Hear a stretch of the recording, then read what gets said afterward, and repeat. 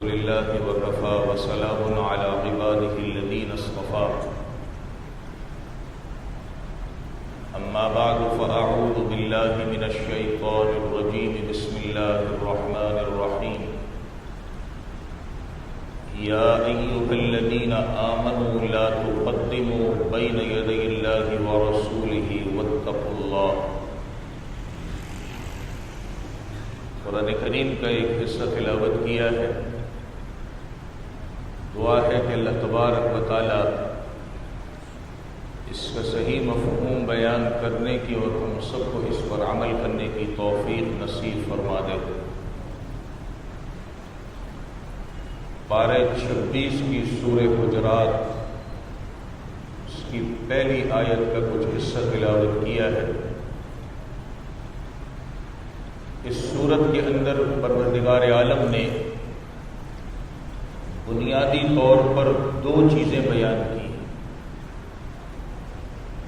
ایک حضور اکرم صلی اللہ علیہ وسلم کی تعظیم اور تکریم، آپ کا احترام ایک مومن کے لیے بڑی حیثیت رکھتا ہے اور ایمان کا حصہ ہے، لہذا انسان کی زبان سے یا اس کے کسی عمل سے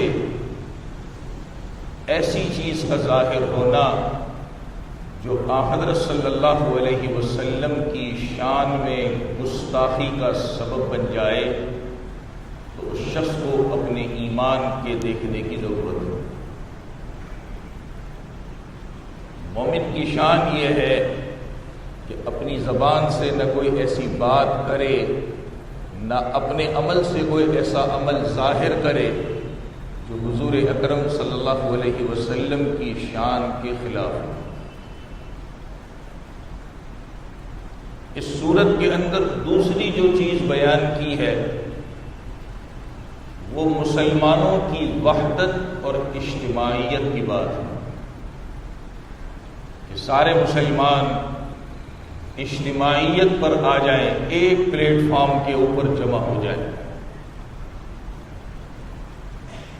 اور ان کے درمیان آپس میں نفرتیں، آپس کے اندر کدورتیں، لڑائی جھگڑے فساد یہ نہ ہو۔ اس کے لیے پروردگار عالم نے کچھ بنیادی باتیں بیان کی۔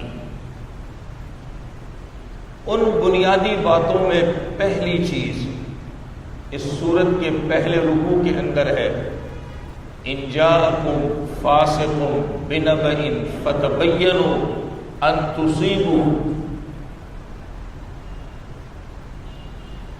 میں مطلب بتا دیتا ہوں، اگر کوئی خبر کوئی بات کسی کے پاس آتی ہے تو اس کی تحقیق کرو، چھان بین کرو۔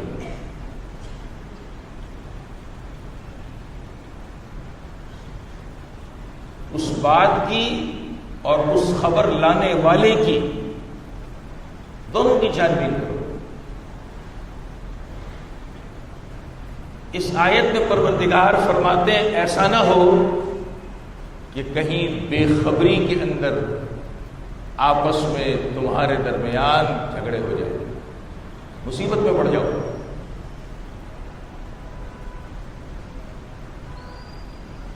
آج ہم بھی کان کے کچے، بات سن لی آگے چل پڑی، چلانا شروع کر دے، کیسٹ چلا رہے۔ کیسی بات ہے؟ سب سے پہلی بات تو یہ ہے کہ اس کو کرنا بھی چاہیے کہ نہیں کرنا چاہیے، سوال یہ۔ اس کو آگے بیان کرنا بھی ہے کہ نہیں کرنا، ہمیں اس کے بھی سوچنے کی فکر نہیں۔ یہ بات تو دور کی ہے کہ یہ بات ہمارے سامنے کر کون رہا ہے، اس کی طرف تو ہماری توجہ ہی نہیں ہے۔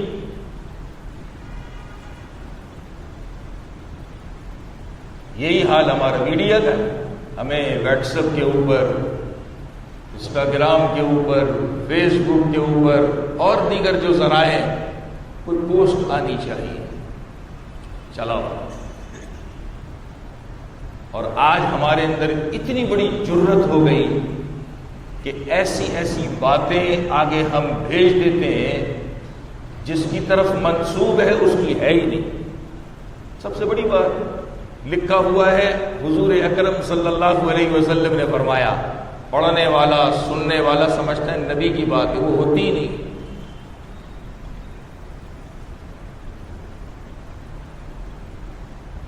ہماری انگلیاں حرکت میں آ جاتی ہیں، آگے چلنا شروع ہو جاتا۔ تو قرآن کہتا ہے کہ سب سے پہلے اس بات کی چھان بین ہونی چاہیے کہ تمہارے پاس جو خبر آئی ہے وہ کیسی ہے۔ اسی سے یہ سمجھ میں آتا ہے کہ یہ بیان کرنے والا جو خبر کو پہنچا رہا ہے وہ کیسا ہے۔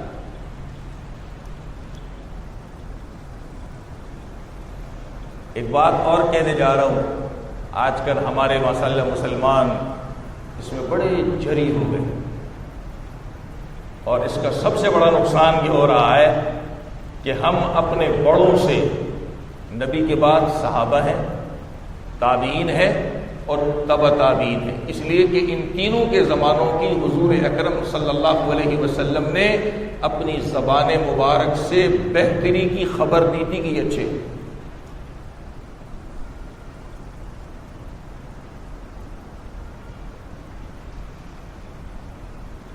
آج ہمارے درمیان ایسی باتیں پھیلائی جا رہی ہیں کہ اپنے بڑوں کے اوپر سے ہمارا اعتماد اٹھ چکا ہے۔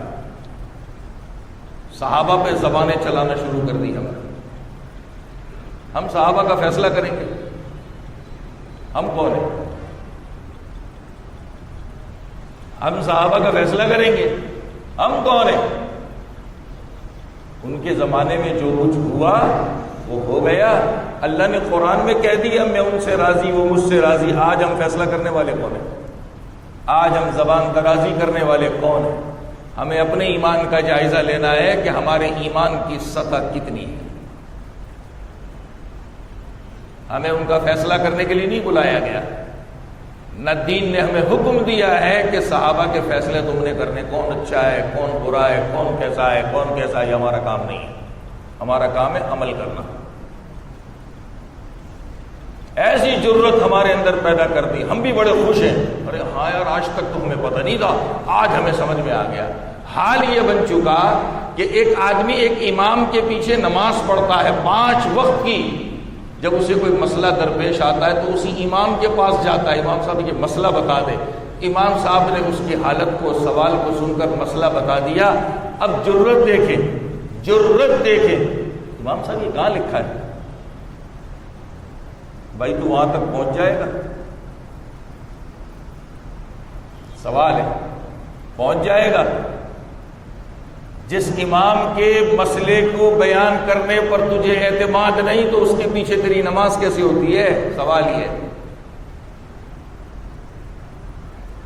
کبھی ہم نے اس مسئلے کو سوچا ہے؟ نہیں سوچا۔ میں اپنی پیٹ سے کچھ بھی نہیں بتا رہا، مجھے کوئی غرض نہیں ہے اس بات کی، جو دین ہے وہ بتا رہا ہوں۔ جس کے پیچھے 5 وقت کی نماز پڑھ رہے ہیں، جب اس کی بات پر اعتماد نہیں تو اس کی اقتداء میں نماز کیسے پڑھ رہے ہیں؟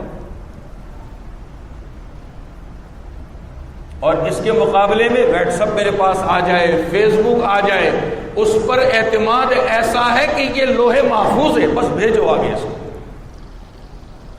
کتنا فرق آ گیا ہمارے اندر دین کے اعتبار سے۔ جو جانتے ہیں ایک دوسرے کو بھلائی کے درجے میں سمجھائیں، ایسا نہ کرو، ایسا نہ ہو کہ ایمان ختم ہو جائے۔ دنیا سے گھوم پھر کر ہر چیز آپ کے پاس آئے گی، اس آنے والی چیز کا یہ مطلب نہیں ہوتا کہ اسے آپ کان سے بات بھی سنیں گے، اس سننے کا یہ مطلب نہیں ہے کہ آگے آپ اس کو پھیلانا شروع کر دیں۔ ایک عالم نے ایک نقطہ لکھا، بڑا عجیب نقطہ لکھا، کہ اللہ نے یہ زبان ہم کو اس لیے نہیں دی کہ جو بات ہم سن لیں اس زبان سے آگے بولنا شروع کر دیں۔ کیسی پیاری بات کہی۔ اللہ نے یہ زبان ہمیں اس لیے نہیں دی کہ جو بات بھی سن لیں آگے اس کو بولنا شروع کر دیں۔ آج جو یہ ہمارا ماحول ہے، ہم اپنے آپ کو نبی کی عدالت میں پیش کرتے ہیں. نبی کی عدالت میں میں حدیث سنانے جا رہا ہوں. سنن نبی داؤد کے اندر کی روایت موجود ہے. رسول کریم صلی اللہ علیہ وسلم کے فرمان کا مطلب یہ ہے اس آدمی کے جھوٹا ہونے کے لیے یہ بات کافی ہے کہ جو بات سن لے آگے بیان کر دے. کیا کہہ رہے ہیں نبی اس کو؟ جھوٹا. کفا بالمرء کذبا ان یحدث بکل ما سمع. جو سنتا ہے بولنا شروع کر دیتا ہے، بتانا شروع کر دیتا ہے. یہ جھوٹا آدمی. اس کا مطلب ہے نبی کی عدالت میں آج جو کچھ ہم کر رہے ہیں ہم سب جھوٹے، سب جھوٹے. میں نہیں کہہ رہا، یہ میرے نبی کا فرمان سنایا ہے. آج ہم سب جھوٹے ہیں.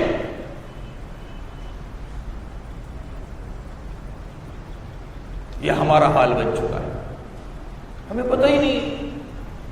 بات سنی، پڑھی، آگے شروع. ہوتا کیا ہے؟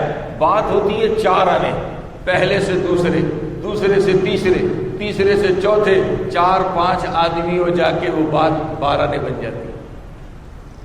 ہر آدمی اس کے اندر کچھ نہ کچھ اپنے پاس سے ملاتا ہے، مسالہ تو ڈالتا ہے. اس کو چٹپٹا تو بنانا ہے. بات کچھ ہوتی ہے، آگے پہنچ کر کے وہ کچھ بن جاتی ہے، اور اس کا انجام ہمیں سے نہیں پتہ کیا ہوتا ہے. قرآن کہتا ہے جب خبر آئے تو اس کی تحقیق کرو. خبر کون لا رہا ہے، بات کیسی کہہ رہا ہے. آج جہاں ہم نے تحقیق نہیں کرنی تو وہاں ہم بڑے دھڑلے سے اپنی زبان سے جی اسلام نے کہا ہے تحقیق کرو، تحقیق کرو، تحقیق کرو. اور جہاں کرنی ہے وہاں کیوں نہیں کرتا؟ اور جہاں نہیں کرنی وہاں ہم تحقیق کر رہے ہیں. یہ ہمارا حال ہو چکا ہے. ہم نے بدل دیا ہے ہر چیز کو. اس لیے آج ہمارے درمیان جھگڑے ہیں.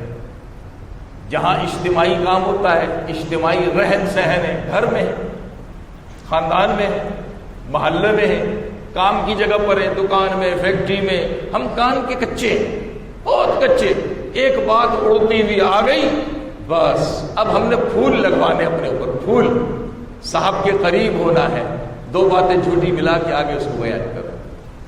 اچھا صاحب بھی اتنا کچا ہوتا ہے، اپنے آپ کو سونے چاندی کے پنجرے میں بند رکھتا ہے.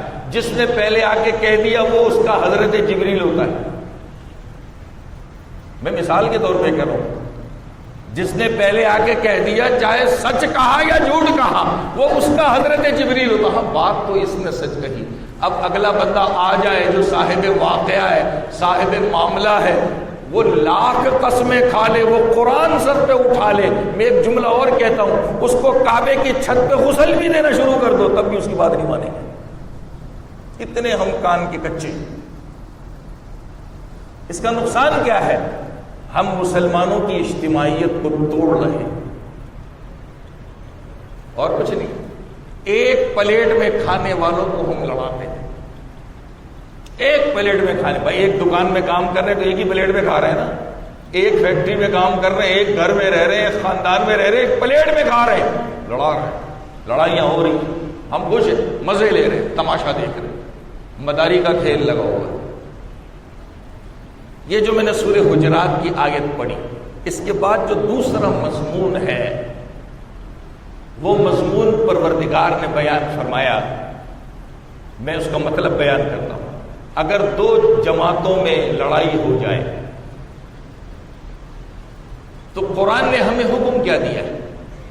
پہلے میں نے سبب بیان کیا کہ لڑائی ہوتی کیوں ہے.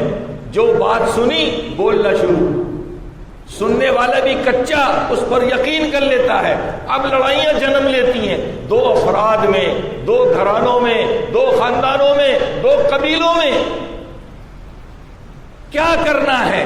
قرآن کا حکم فَأَصْلِحُوا بَيْنَهُمَا، ان کے درمیان صلح کرا دو.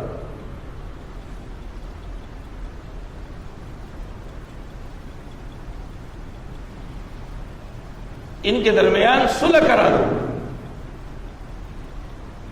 صلح کرانے میں کوئی گروہ، کوئی فرد اگر زیادتی کر رہا ہے اب ہاتھ اٹھاؤ. اگر صاحب اختیار ہو تو ہر ایک کو نہیں کہا پتہ چلے سر پھاڑنا شروع کر دے. باپ کو اختیار ہے، گھر کا سربراہ ہے. میں نے ایک مثال دی، مملکت کا بڑا ہے، اسے اختیار ہے.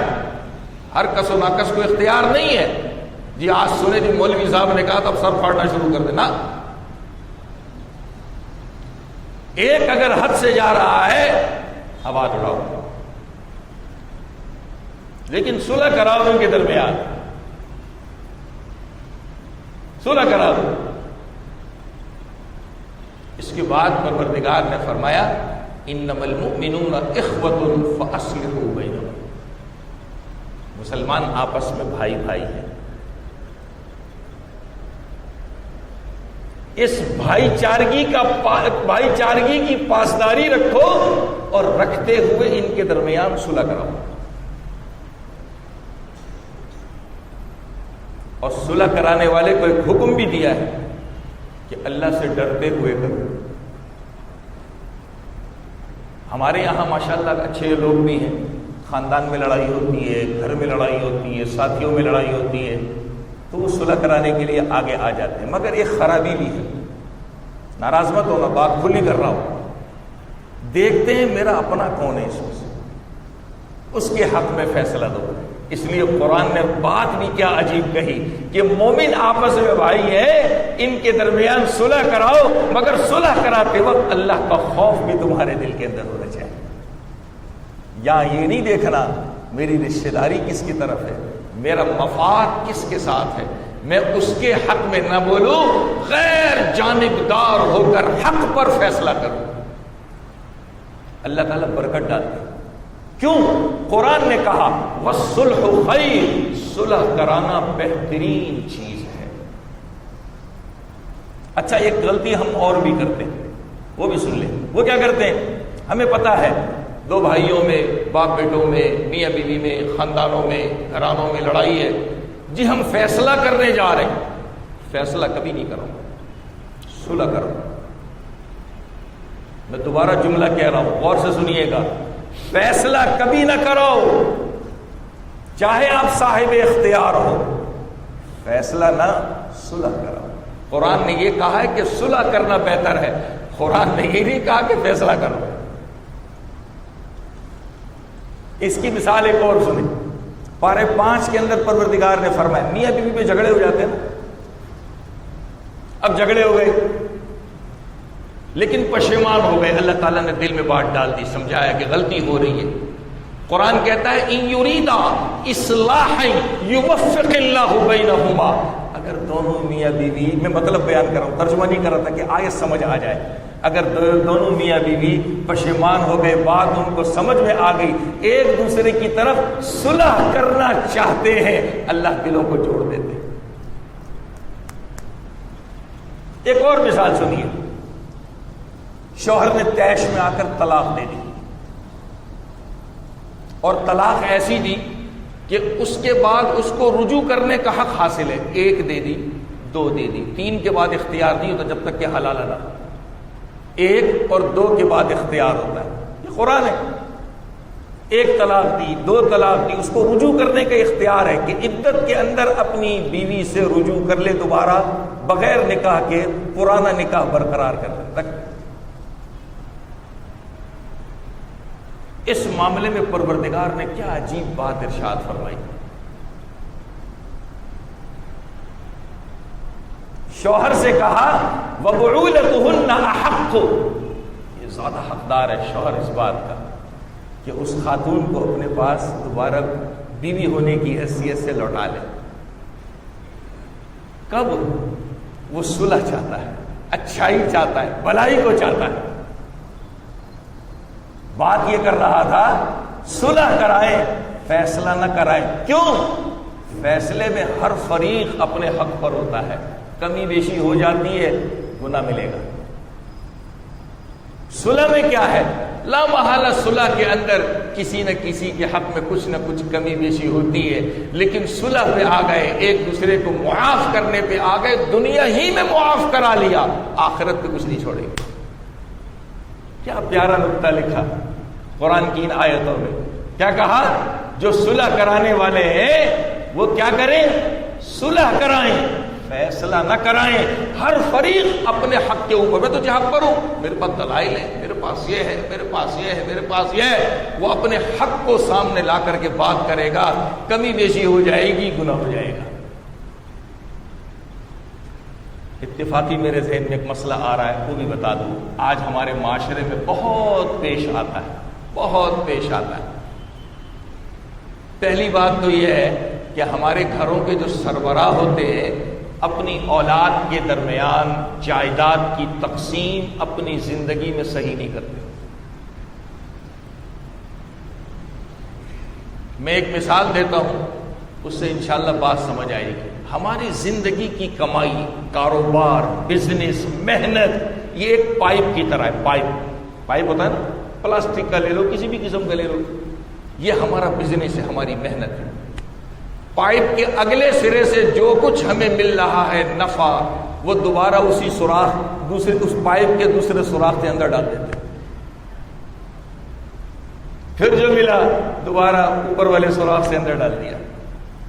باپ بھی لگا پڑا ہے، اولاد بھی لگی پڑی ہے، سب محنت کر رہے ہیں، کسی کو کچھ نہیں پتا میں مالک ہوں باپ کے ساتھ، نوکر ہوں، پارٹنر ہوں، کیا ہوں، کچھ نہیں پتا۔ بعض اچھے ہوتے ہیں وہ زندگی ہی میں فیصلہ کر جاتے ہیں، پھر لڑائیاں نہیں ہوتی۔ اور جب اسی پائپ کی طرح کہانی چلتی رہتی ہے تو لا محالہ پائپ میں جب آپ اس کی حد سے زیادہ بھریں گے تو ایک دن پھٹے گا کہ نہیں پھٹے گا؟ وہ باپ کے مرنے کے بعد پھٹتا ہے۔ اب ہوتا کیا ہے، اس بزنس میں جو سب سے پہلا بڑا بیٹا آیا، جی میری اتنے سال کی محنت ہے، اتنا حصہ میرا، تو باقی کدھر جائیں گے؟ وہ بھی تو تیرے باپ کی اولاد ہے، وہ کدھر جائیں گے؟ یہاں ہم آنکھیں بند کر لیتے۔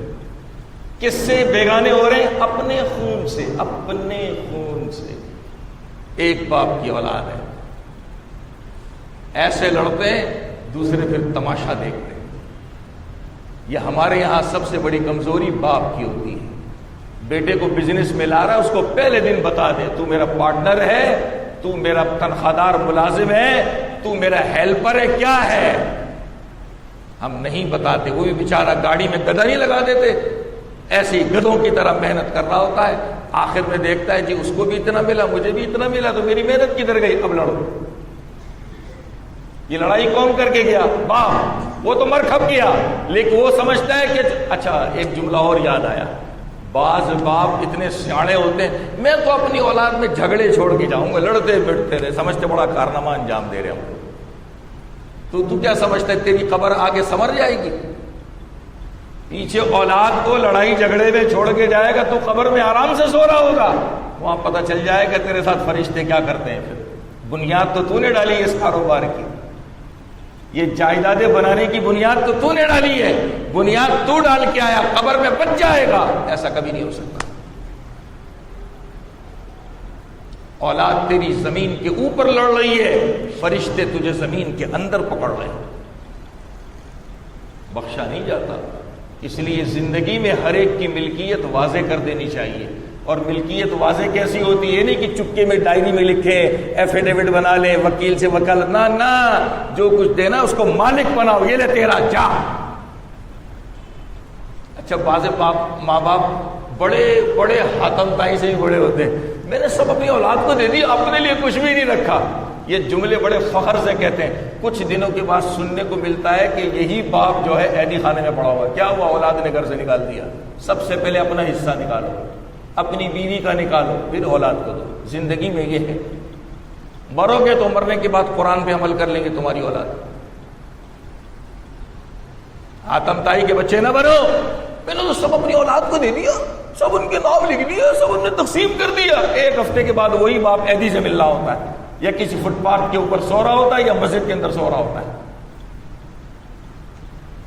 دنیا چیز ہی ایسی ہے، یہ آنکھیں پھروا دیتی ہے، اپنی اولاد ہی کیوں نہ وہ آنکھیں پھیر لیتی ہے۔ کیا سمجھتے ہیں ہم لوگ؟ دنیا پہلے اپنا حصہ نکالو، بیوی کا حصہ نکالو، پھر اولاد کے اندر تقسیم کرو۔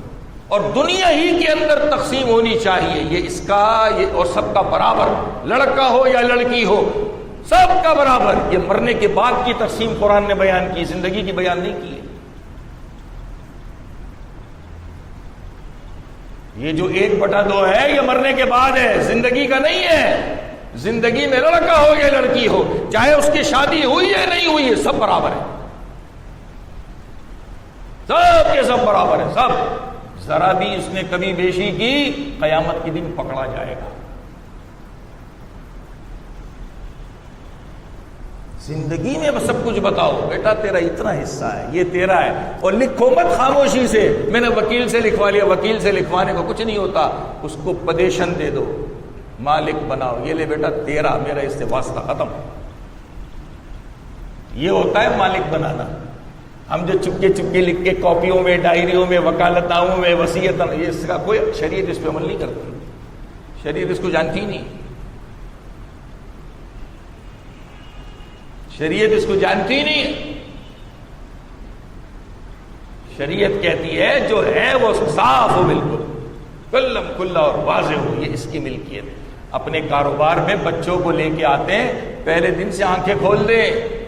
بیٹا تو میرا پارٹنر ہے، تو میرا نوکر ہے، تو صرف میرا ہیلپر، مددگار ہے. اس کو بتائیں تاکہ اس کی سوچ ویسی رہے.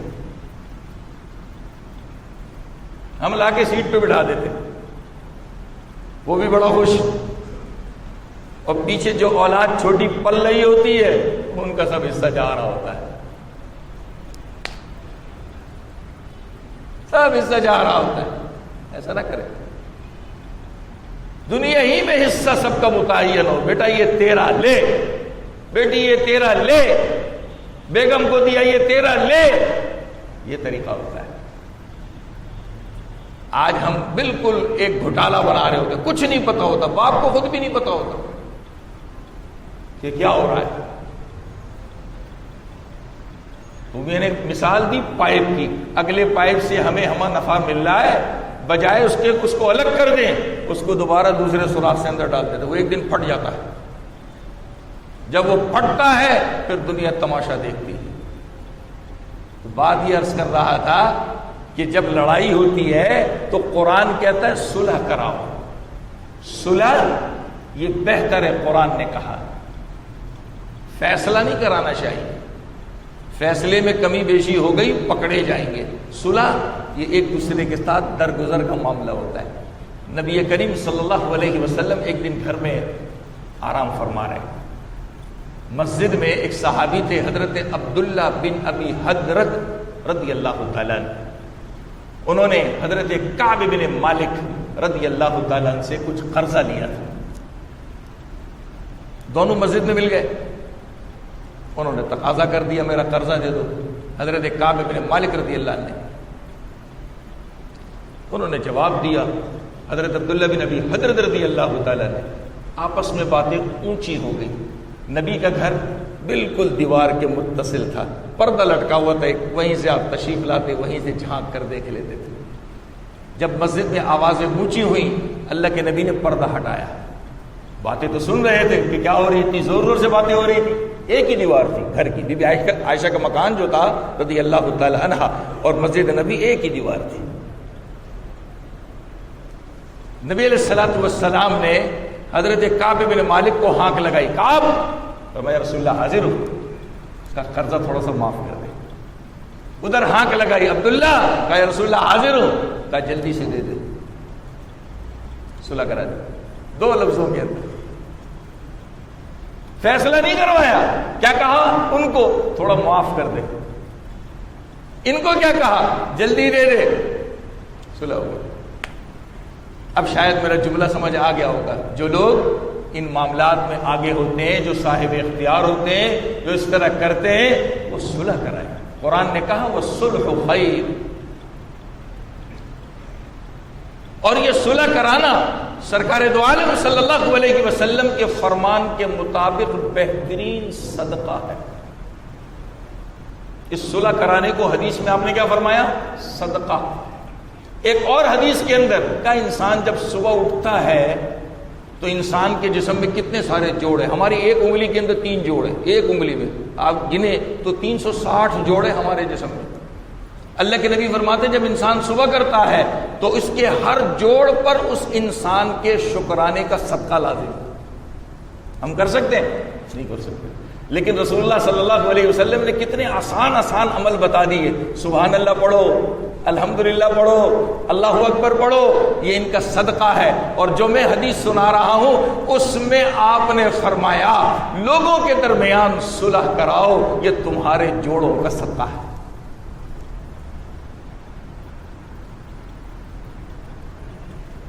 یہ تمہارے جوڑوں کا صدقہ ہے۔ ایک موقع پر رسول اللہ صلی اللہ علیہ وسلم کو نماز پڑھانے کے لیے مصلی پہ تشریف لانا تھا۔ آپ نے ایک صحابی کو آگے کیا، تم نماز پڑھاؤ۔ غور سے سنیے گا، صحابی سے کیا فرمایا؟ تم نماز پڑھاؤ۔ ان کو نماز کے لیے آگے کر دیا، کہا میں فلاں جگہ صلح کرانے کے لیے جا رہا ہوں۔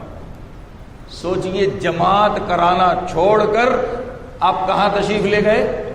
صلح کرانے۔ صلح کرانے کے لیے ایک موقع پر نبی علیہ السلام کو پتہ چلا کہ مسجد قباء کے پاس ایک قبیلہ ہے بنو عمر بن عوف، یہ قبیلے کا نام تھا، ان میں لڑائی ہو گئی ہے۔ حدیث میں لکھا ہے اللہ کے نبی بے چین ہو گئے، صحابہ کے اندر ایک آواز لگائی، ہمارے ساتھ کون چلے گا صلح کرانے کے لیے؟ آواز لگائی صحابہ میں، کون چلے گا ہمارے ساتھ صلح کرانے کے لیے؟ صحابہ تیار ہو گئے، اللہ کے نبی تشریف لے کر صلح کرا کے آئے۔ جب لڑائی ہو جائے، نا اتفاقی ہو جائے، تو ہماری کوشش یہ ہو کہ ہم آپس میں صلح کرانے والے ہوں، تماشا دیکھنے والے نہ ہوں۔ جتنی جلدی صلح ہو جاتی ہے اتنی یہ اجتماعیت برقرار رہتی ہے، ورنہ یہ اجتماعیت ختم ہونا شروع ہو جاتی ہے، ہر ایک الگ الگ بن جاتا ہے، ہر آدمی کہتا ہے یار شیخ اپنی اپنی دیکھ۔ اور آج کل لوگوں کو اس میں مزہ بھی آتا ہے، ان کو لڑاؤ تماشا دیکھو، ان کو لڑاؤ اپنا کام نکالو۔ ایسا نہیں ہونا چاہیے، صلح کرا دینی چاہیے، اور اپنا حق جو ہے وہ دنیا کے اندر صلح سے نمٹا دینا چاہیے۔ مستدرک حاکم میں امام حاکم رحمہ اللہ نے ایک روایت نقل کی، بڑی عجیب روایت، میں پڑھی میں حیران ہو گیا۔ حضرت انس بن مالک رضی اللہ عنہ فرماتے ہیں حضور اکرم صلی اللہ علیہ وسلم ایک مرتبہ صحابہ کی ایک جماعت میں بیٹھے ہوئے، بیٹھے بیٹھے اچانک آپ مسکرانے لگے۔ حضرت فاروق اعظم رضی اللہ تعالیٰ عنہ پاس بیٹھے تھے، فرمایا رسول اللہ کیوں مسکرا رہے ہیں؟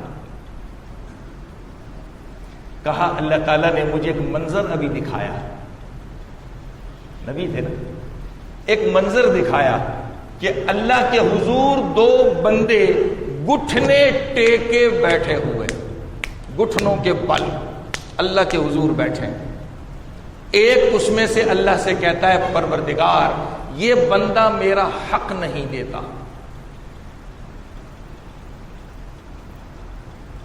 یہ بندہ میرا حق نہیں دیتا، مجھے اس سے اپنا حق دلوا دیجیے۔ بھائی کیسے؟ میں اپنے الفاظ میں سنا رہا ہوں، ترجمہ نہیں کر رہا۔ کہا کیسے؟ بھائی اس کے پاس تو نیکیاں نہیں ہے کہ چلو اس کی نیکیاں میں تیرے کو دے دیتا۔ کہ اللہ میرے گناہ اٹھا کر اس کو دے دی۔ جب قیامت میں ہم فیصلے چھوڑتے ہیں نا، آخرت میں دیکھ لیں گے، بہت بڑی جرت کے ساتھ کہہ دیتے ہیں ہم لوگ، آخرت میں دیکھ لیں گے، آخرت میں یہ معاملہ ہوگا۔ وہ بندہ کیا کہے گا؟ اللہ میرے اس کے بعد نیکیاں نہیں تو میرے گناہ اٹھا کے اس کے کھاتے میں ڈالے۔ قربان جاؤں، اللہ کتنے مہربان ہے، خدا کی قسم۔ اللہ تعالیٰ اس بندے سے کہیں گے جس نے کہا کہ میرے گناہ اس کو دے کر میرا حق دلوا دے، اللہ کہیں گے اوپر دیکھ۔ وہ جب اوپر کو دیکھے گا تو خوبصورت قسم کے محلات ہوں گے۔ وہ اللہ سے سوال کرے گا، اے اللہ کیا یہ نبیوں کے ہیں؟ کیا یہ شہیدوں کے ہیں؟ کیا یہ نیک لوگوں کے ہیں؟ اللہ کہیں گے نہیں، تو بھی لے سکتا ہے اس کو۔ وہ بڑا حیران ہوگا، اللہ اتنا خوبصورت محل میں بھی لے سکتا ہوں؟ کہا ہاں تو بھی لے سکتا ہے۔ وہ اللہ سے پوچھے گا کہ اللہ میں کیسے لے سکتا ہوں؟ اللہ تعالیٰ، نبی نے فرمایا اللہ تعالیٰ نے اس سے کہا کہ جو تو اس سے اپنے حق کا دعویٰ کر رہا ہے اس کو تو معاف کر دے تو یہ محلات تجھے مل جائیں گے۔ پھر اللہ نے اس سے کہا اس کا ہاتھ پکڑ اور دونوں جنت میں داخل ہو جائے۔ کتنا بڑا سبق سکھایا، ہمیں سکھایا جا رہا ہے معاف کرنے کا گر اپنے اندر پیدا کرو، جذبہ پیدا کرو۔ اونچ نیچ ہو جاتی ہے، ہم انسان ہیں، ہم ہی کریں گے۔ یہ دیواریں، دروازے، یہ چیزیں، ان سے غلطیاں نہیں ہوتی، ہم ہی سے ہوتی ہیں۔ اپنے آپ کو فن خان نہ سمجھے، بڑا نہ سمجھے، میں اسی میں مارے گئے۔ اور کبھی کبھی ایسی غلطیاں کر جاتے ہیں ہم سوچ بھی نہیں سکتے یہ کیا ہوا ہے۔ اس لیے خدا کے واسطے اپنے دل کے اندر نرمی کا جذبہ رکھیں، صلح کا جذبہ رکھیں، ایک دوسرے کو معاف کرنے کا جذبہ رکھیں۔ دیکھیں اللہ تعالیٰ اس کی برکت سے کیا عطا فرماتے ہیں۔ اللہ تعالیٰ ہمیں عمل کی توفیق عطا فرمائے۔ مزید تفصیل انشاءاللہ آئندہ جمعہ کی جائے گی۔